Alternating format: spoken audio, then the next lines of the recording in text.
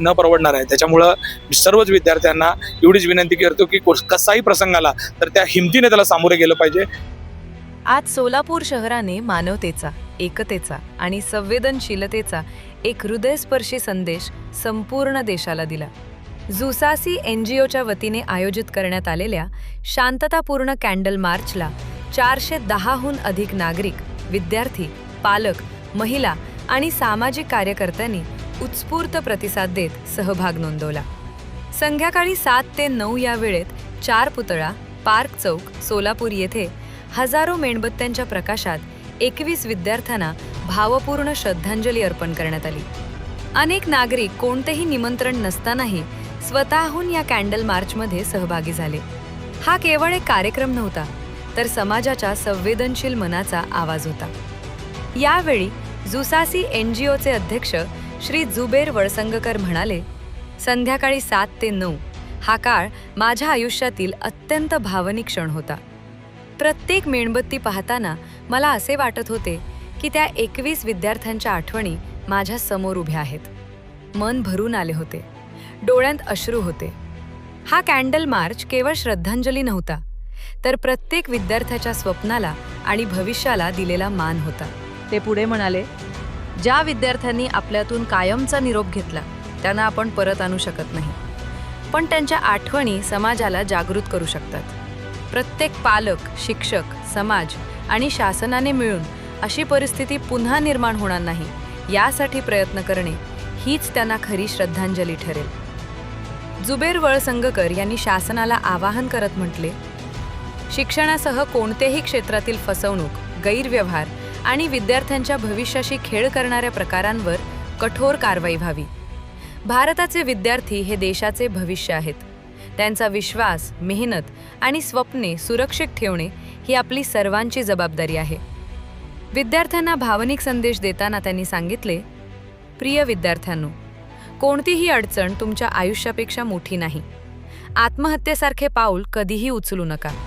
अन्याय झाला असेल तर त्याविरुद्ध आवाज उठवा. कायदेशीर मार्गाने लढा. आपल्या पालकांशी, शिक्षकांशी आणि समाजाशी बोला. न्यायासाठी लढा, पण आयुष्य कधीही हरवू नका. कारण तुमचे जीवन अमूल्य आहे आणि तुमच्यावर अनेकांची स्वप्ने अवलंबून आहेत. कार्यक्रमाच्या यशस्वी आयोजनासाठी जुबेर वळसंगकर यांनी सोलापूरकरांचे मनपूर्वक आभार मानले. 410हून अधिक नागरिक, विद्यार्थी आणि लहान मुलांनी दिलेला प्रतिसाद हा मानवतेचा विजय आहे. कोणतेही निमंत्रण नसतानाही अनेक जण स्वतःहून सहभागी झाले. यामुळे समाज अजूनही संवेदनशील आहे याचा विश्वास अधिक दृढ झाला.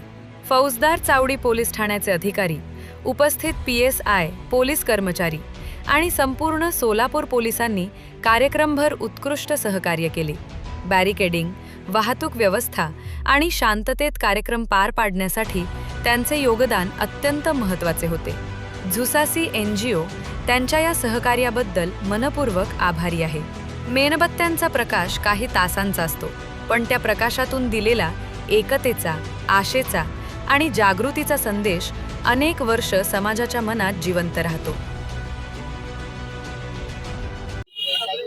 आपण बघू शकता आज हे भावपूर्ण श्रद्धांजलीचा जे प्रोग्राम जुसासी NGO द्वारा ठेवलेला आहे. अमोल शिंदे साहेब इथं आलेले आहेत आणि त्यांचे मित्रमंडळी पण इथं आलेली आहे. तर सर, आपलं या श्रद्धांजलीच्या प्रोग्रामाबद्दल 1-2 शब्द आपण सांगावे अशी आमची विनंती आहे. अतिशय मनाला वेदना देणारी घटना. पेपर फुटीनंतर ज्या विद्यार्थ्यांनी आपला स्वतःचा बलिदानच म्हणावं लागेल, आत्महत्या झाली, पण ती करण्यासाठी हे प्रशासन, ही सिस्टम त्याला कारणीभूत पडली आणि त्यामुळं नाहक विद्यार्थ्यांना आपला जीव गमावा लागला. एखादा व्यक्ती जाणं त्या परिवारासाठी किती मोठी हानी असते आपल्या सगळ्याला माहीत आहे. आणि हे तर या देशाचं भवितव्य होतं. जे उद्याचं भवितव्य असलेली मुलं आपल्याला सोडून गेली. खरं तर ही घटना किती निंदा करावी एवढी कमी आहे. आणि या घटनेने ज्या पद्धतीनं या भारताच्या प्रत्येक नागरिकाच्या मनामध्ये एक आतून काळजामध्ये जो त्रास झाला आणि त्याच्यानंतर तुम्ही बघितला ज्या पद्धतीचा उठाव झाला, शासनाला झुकावं लागला आणि एक खूप मोठा निर्णय घ्यावा लागला. खरं तर वास्तविक ही जे राजीनामा असेल किंवा ह्या सगळ्या गोष्टींच्या पलीकड या सगळ्या 21 मुलांचा जीव होता.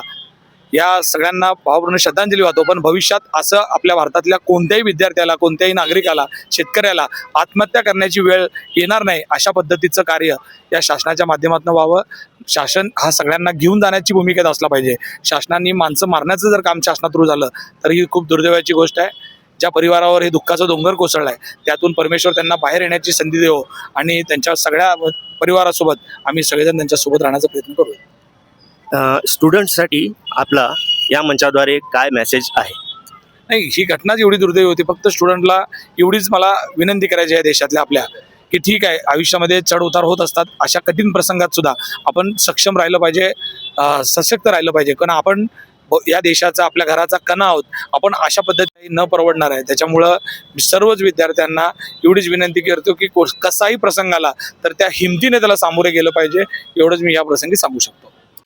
सोलापूरमध्ये चारपुत्राच्या समोर आज 21 लोकांची श्रद्धांजलीचा कार्यक्रम घेत आहोत. एक सायलेंट कॅन्डल मार्च, हे 21 मुलांसाठी एक सायलेंट कॅन्डल मार्च घेत आहे. हे जे 21 मुलं आहेत ते इंडियाचे नीटमध्ये जे पेपर लीक झालं, ते पेपर लीक झाल्यानंतर जे आत्महत्या केलेत, हे 21 विद्यार्थी जे सुसाईड केलेत, हे सुसाईड केल्यामुळं ह्यांना श्रद्धांजली द्यायला आलेत. आणि चांगली गोष्ट हे आहे की ह्यांना काल असं न्याय भेटलंय. न्याय म्हणजे काय, एज्युकेशन मिनिस्टरने रिझाईन केलंय. आणि हे आपण सांगू शकत नाही की सुसाईड नाही, एक मर्डर सारखं आहे. कारण लीक झाल्यामुळं तर हे सुसाईड केलेत. लीक झालं नसतं तर हे सुसाईड केले नसते. आणि मी ॲज अ दुसासी NGO पासून एक अवेअरनेसचा एक संदेश देतोय हिंदुस्थानी न्यूज चॅनलला स्पेशली, की मुलांना एक आव्हान देतो आणि स्टुडंट्सला आव्हान देतो की कधी तुमच्यासोबत अन्याय झालं तर सुसाईड करायचं किंवा आत्महत्या करायचं हे चांगलं नाही आहे. म्हणजे हे करायचं नाही. तुम्ही न्यायासाठी लढा, जसं जेन्झीने केलं आहे पूर्ण इंडियामध्ये. खूपच वर्षानंतर एक चांगलं संदेश भेटला आहे भारताला की एक मिनिस्टरनी रिझाईन केल्यामुळं, आणि खूप वर्षानंतर हे सोलापुरात झालं. हे मला खूप मनापासून चांगलं वाटतंय. आणि हे विन जे झालंय हे फक्त आणि फक्त जेन्सीला ह्याचं क्रेडिट जात आहे. आणि सोलापूरकडनं आम्ही तर दिल्लीत जाऊ शकत नाही आणि इकडचे लोक पण गेले नाही. त्यासाठी ज्यांना त्यांना श्रद्धांजली द्यायचा म्हणून एक छोटासा कार्यक्रम आम्ही पार्क चौकात दिलेत. आणि लोकांना मी धन्यवाद करतो की चांगलं प्रतिसाद दिलेत. आणि स्पेशली हिंदुस्थानी न्यूज चॅनलला आभार मानतो की त्यांनी आमच्या इकडे आले आणि प्रतिसाद दिले. धन्यवाद. अजून एक प्रश्न असा होता, हा श्रद्धांजलीचा प्रोग्राम तुम्ही आयोजित केलेला आहे आणि लोकांचा भरपूर प्रतिसादही इथं मिळालेला आहे. या भावपूर्ण श्रद्धांजली मार्फत तुम्हाला अजून काय मेसेज द्यायचा आहे सोलापूरच्या पब्लिकला आणि आपल्या देशाच्या पब्लिकला? या भावपूर्ण श्रद्धांजली निघाला मला एकच चांगला मेसेज द्यायचा आहे स्टुडंट्सला, की चुकूनही आत्महत्या करायचं नाही. किती पण अन्याय होऊ दे तुमच्यावर, सहन करा, न्यायासाठी लढा आणि न्यायासाठी तुम्ही कधी पण लढा, पण आत्महत्या करायचा हे मार्ग नाही. धन्यवाद सर. सर, आपलं काय मत आहे? ज्या विद्यार्थ्यांनी आपला जीव गमावला 21 जणांनी, त्यांनी खूप कष्ट केलं होतं. गरिबातले होते, चांगल्या सोसायटीतले होते. त्यांनी खूपच अभ्यास करून त्यांना फार मोठं त्यांचं ध्येय गाठायचं होतं, परंतु त्यांना गाठता आलं नाही. आणि नीटचा पेपर फुटल्यामुळं त्यांच्यावर परीक्षा कॅन्सल झाली. त्यामुळं त्यांच्यावर फार मोठा आघात झाला आणि त्यामुळे त्यांनी त्यांच्या ह्याच्यामध्ये येऊन त्यांना ते सहन झालं नाही आणि त्यांनी आत्महत्या केली.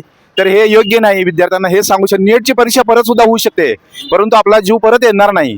तर पुढील विद्यार्थी जे आहेत नीटची परीक्षा देणारे, त्यांना एक आव्हान आहे की त्यांनी असं कृत्य करू नये, आत्महत्या करू नये.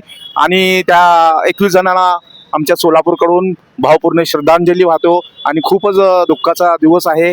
आणि हे 21 जणांचे प्राण गेले, ते परत येणार नाहीत. त्यांच्या कुटुंबियांना, त्या गेलेल्या विद्यार्थ्यांच्या कुटुंबियांना त्यांना हे शक्ती मिळो आणि त्यांना त्यांचे परत विद्यार्थ्यांच्यासाठी, पुढच्या विद्यार्थ्यांसाठी त्यांनी प्रोत्साहन द्यावं, हीच सोलापूरकडून मी भावपूर्ण श्रद्धांजली वाहतो.